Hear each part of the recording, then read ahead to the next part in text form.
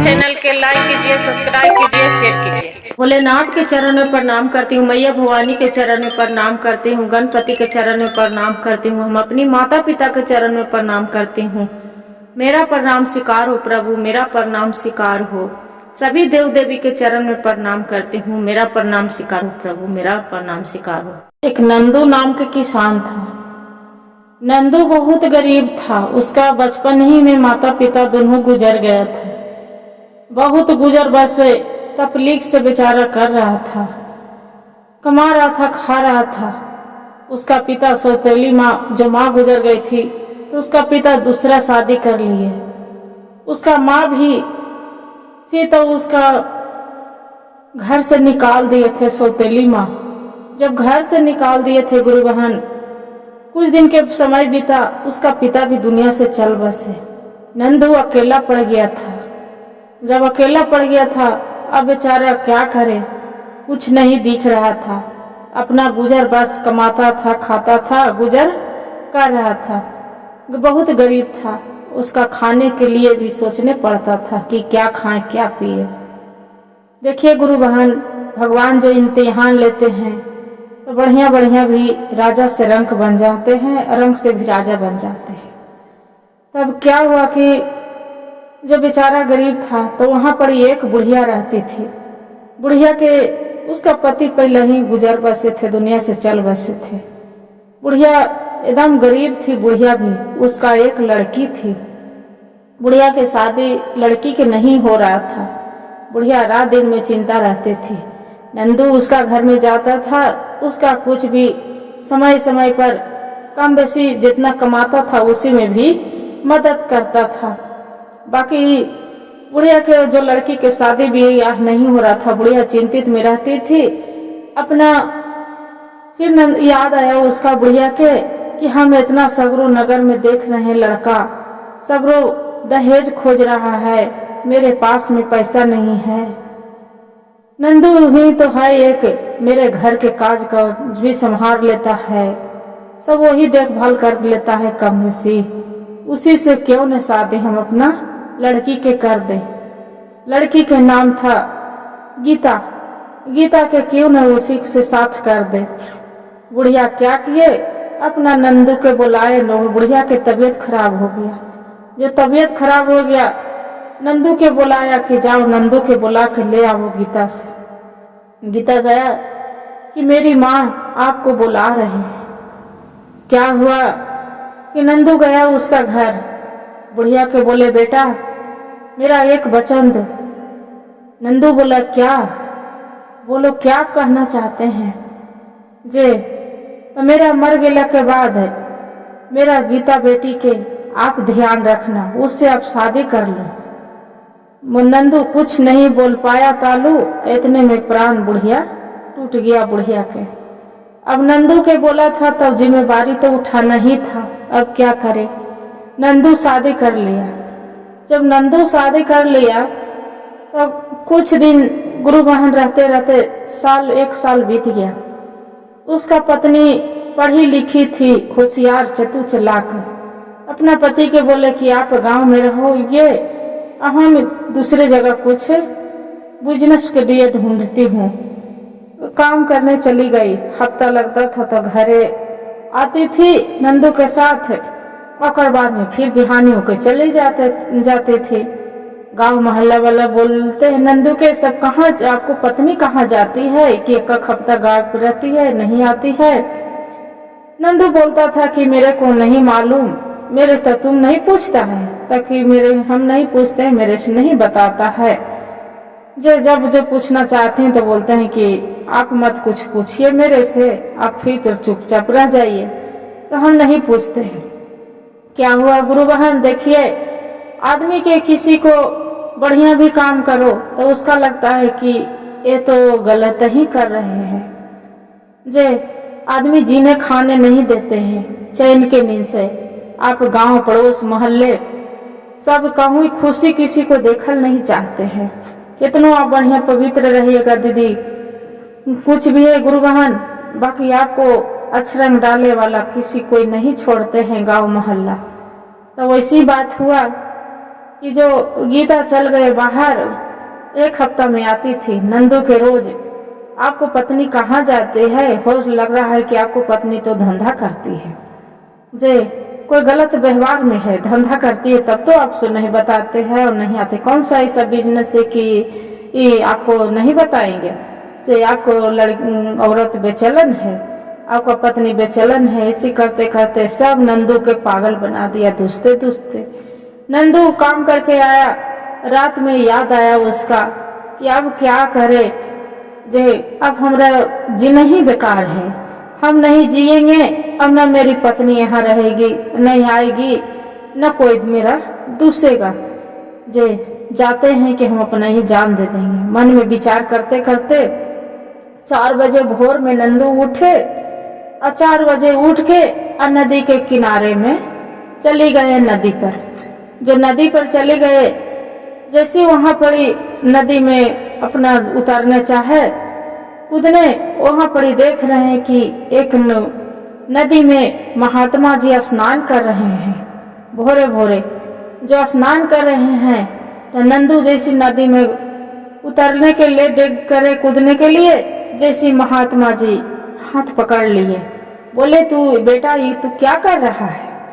नंदू बोला कि बाबा हम क्या करें, मैं जी के भी क्या करेंगे, हम अपना प्राण दे देंगे। बाबा पूछे कि बेटा तू किस लिए प्राण देगा, बताओ क्या चीज के तकलीफ है जो तू अपना जान दे देगा। बाबा बोले कि नंदू बोले कि बाबा आपसे क्या कहें। बाबा बोले पकड़ के उसका हाथ पकड़ के ऊपरे लाए अरार पर, बोले कि मेरे से तो बताओ, कुछ तो होगा तो कुछ समस्या के हल हो सकता है। बोले बाबा देखिए हम शादी करना तो नहीं चाहते थे, मेरा माता पिता तो दुनिया से पहले ही चल बसे है, मेरी सौतेली माँ है तो वो भी मेरा घर से निकाल दिए थे, बाकी हम कमा खा रहे थे कैसू, हम गरीब आदमी हूँ, कमाता खाता हम आदमी हूँ, हम शादी करना नहीं चाहते थे, बाकी बुढ़िया मरने के मर गई, मेरे माथे पर सोख के चली गई। बाबा बोले क्या हुआ बेटा, किस लिए सोख के चली गई बता तो।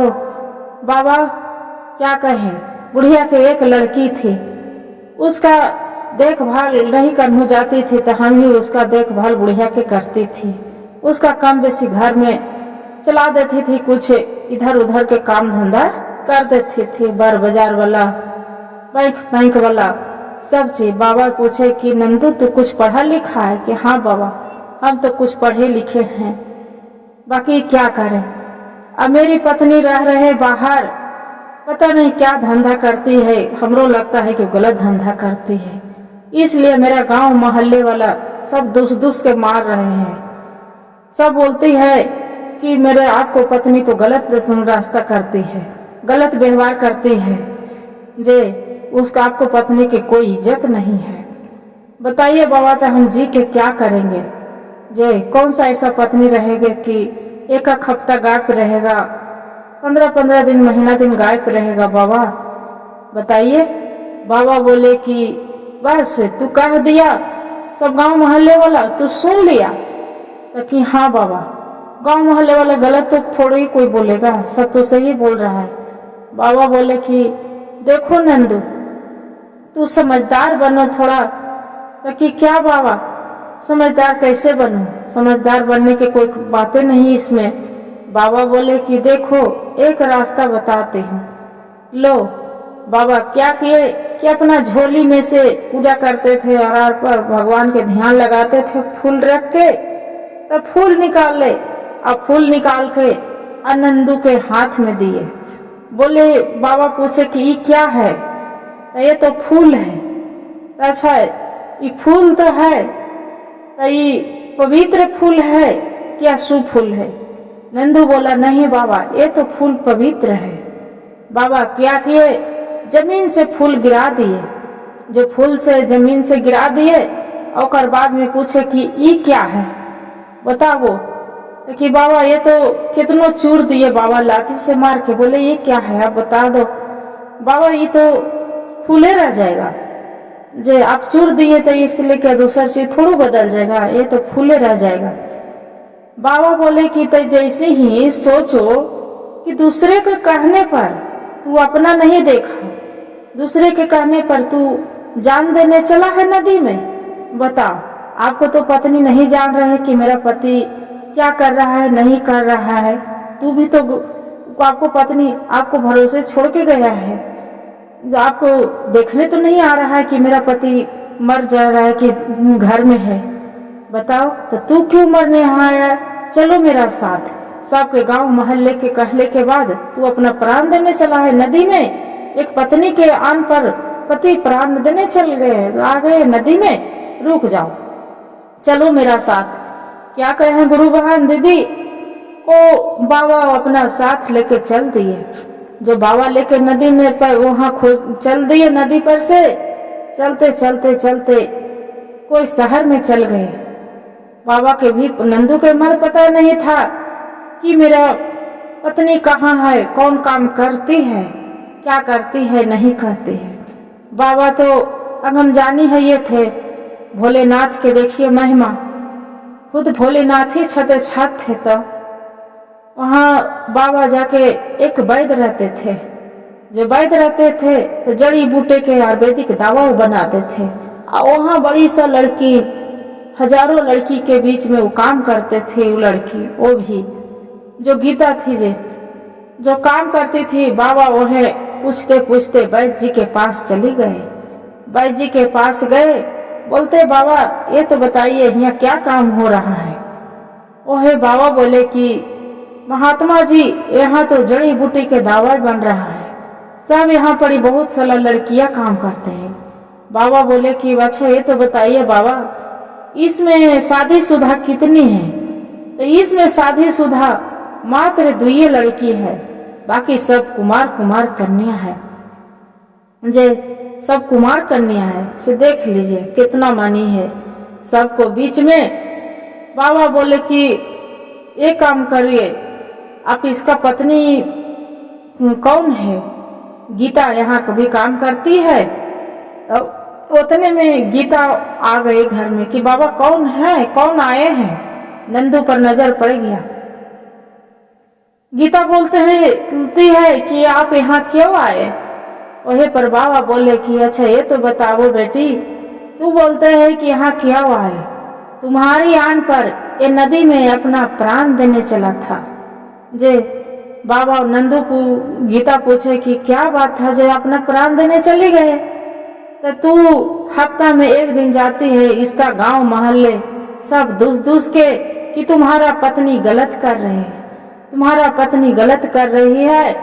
जे कोई व्यवहार धंधा करती है, मुझे आपको पत्नी जो कोई काम करता, बिजनेस करता था, आपसे नहीं बताता। इसी के चलते एकरा सुनते सुनते रहल नहीं जा रहा है, इसलिए ये अपना प्राण देने चला था। उसका पत्नी बोली गीता कि ये तो बताइए नंदू, मेरे ऊपर आपको भरोसा नहीं था? तू तो जहिया हम बचपन से खेल कूद रही थी वो घड़ी से तू जान रहा था। मेरी माँ आप पर शौक गए, हम गलत धंधा कर सकते हैं, आपको हम कभी धोखा जीवन में दे सकते हैं, हम अपना प्राण दे देंगे, बाकी गलत लाइन रास्ता हम नहीं कर देंगे आपको बिना छोड़ के। जे से देखो, हम बाबा से जड़ी बूटी के दवाई बनाना सीखते हैं, सीख भी गई हूँ, आके रास्ता यही हम अपनाए हैं। ये रास्ता से मेरा घर पर क्या रखा है? नहीं तो जर न जमीन न दुनिया न दारी, एगो घर मकान 1 रूम से क्या होगा? उससे कितना दिन हमारा पेट भरेगा घर में बैठे बैठे। जे एक काम करिए, आपको भी मेरे साथ आपका जरूरत है, आपको बिना हम अकेला नहीं रह सकते हैं। आप ऐसे जो रहेंगे गांव मोहल्ला वाला आपको मार देगा दुस्ते दास्ते, आप भी मेरे साथ रहिए। बाबा के वहाँ बोले वैद्य जी के कि वैद्य जी आप एक काम करिए, मेरा पति के हम यहाँ रखना चाहते हैं। बाप वैद्य जी बोले कि हाँ बेटी एकरा में कोई प्रॉब्लम नहीं, कोई दिक्कत नहीं है, अपना पति के रख सकते हैं। जे रखिए। क्या के गुरु बहन भोलेनाथ के कृपा से वो गीता नंदू के अपना साथ रखने लगे। साथ न रखने बाकी बाबा बोले महात्मा जी कि हाँ वहां से बेटी हम जा रहे हैं। बाकी नंदू के जाते जाते बोले कि बेटा ये शहर में तू रहेगा, बाकी अपना घर के ध्यान कभी नहीं छोड़ना, जरूर आना, और जब आना जब हमरो से मिल के आना जाना तुम। बाबा नंदू बोला कि ठीक है बाबा। इतना कह के अब कुछ दिन धीरे धीरे धीरे धीरे समय बीतता गया। नंदू इकरा गीता के एगो लड़का भी भगवान भोलेनाथ की कृपा से हो गया। तब नंदू की याद आया कि अरे गीता, हमरा तो घर जाना ही था, बहुत दिन हो गया घर पर गेला। फिर बाद में पता चला कि गांव के घर वहां पड़ी बहुत अथी हो गया था, करुणा हो गया है। अब जब करुणा के नाम पर सुने गीता जड़ी बूटी के दवाई बना रहा था। अब सोचे कि चले गांव मोहल्ले में। गीता बोलते हैं कि नहीं जी, करुणा हो गया है, मेरे भी हो जाएगा तो क्या होगा। नंदू बोलता है कि भगवान भोलेनाथ पर भरोसा रखो गीता, चलो। नंदू चला गया तो सब उसका चरण पर गिर के नंदू के और गीता के कि मेरी माफ कर दो बेटा, मेरे माफ कर दो बहू, आप तो यहाँ के बहू है। सभी को जड़ी बूटी गीता और नंदू वो भी दवाई सीख गया था देते, जड़ी बूटी सबको देने लगा। सबको तबीयत सुधार आ गया, अरुणा करुणा सब दूर हो गया। नंदू गोड़ हाथ पड़ने लगा नंदू के और गीता के कि बेटी यहाँ से तोरा हम नहीं जाने देंगे, अब तो यही गांव मोहल्ला में रहने पड़ेगा। नंदू उसका अपना पत्नी के मुंह देखने लगा कि गीता तू क्या बोलता है, से चलना है, बोलती है चलना है कि रहना है। गीता बोली कि नहीं जी, ये मेरा मकान है, घर द्वार यहाँ है, ये मेरा चाचा चाची पड़ोस के आदमी है, माई बहन है, इसका छोड़ के हम कैसे जा सकते हैं। हम अपना बिजनेस खोल लेंगे, यही बिजनेस खोल के हम गांव मोहल्ला के भी देख लेंगे, दवाई दारू कर लेंगे और हम अपने भी घर चला लेंगे। यही कहते हैं गुरु बहन। दोनों पति पत्नी रहने लगे। फिर बाबा के जाके नंदू मिले, बाबा से बोले बाबा आपको धन्यवाद करने आई हूँ कि आपको अकवाल से मेरी जीवन बच गया और मेरा घर संभल गया दोनों पति पत्नी के, और न तो आज तो मेरी पत्नी कौन हालत में अपना प्राण दे देती। हर हर महादेव, घर घर महादेव। गुरु भाई गुरु बहन, देखिए एक बाबा भोलेनाथ के कृपा कैसे शिव गुरु के चमत्कारी था कि उसका जान बच गया। भगवान के वो पूजा करती थी वो लड़की गीता, और वही भगवान उसका कोई रास्ता दिखाए, सुहाग बचा लिए। हे भोलेनाथ, जैसे गीता के सुहाग बचाए थे, जैसी सब गुरु भाई बहन पर दया करिएगा, कृपा बनाए रखिएगा, सभी को सुहाग बनाए रखिएगा भगवान। हे भोलेनाथ, हर हर महादेव, घर घर महादेव। गुरु भाई गुरु बहन, जो मेरा कहानी अच्छा लगे तो वीडियो को लाइक और सब्सक्राइब और शेयर जरूर करिएगा। हर हर महादेव कमेंट में लिखना ना भूलिएगा।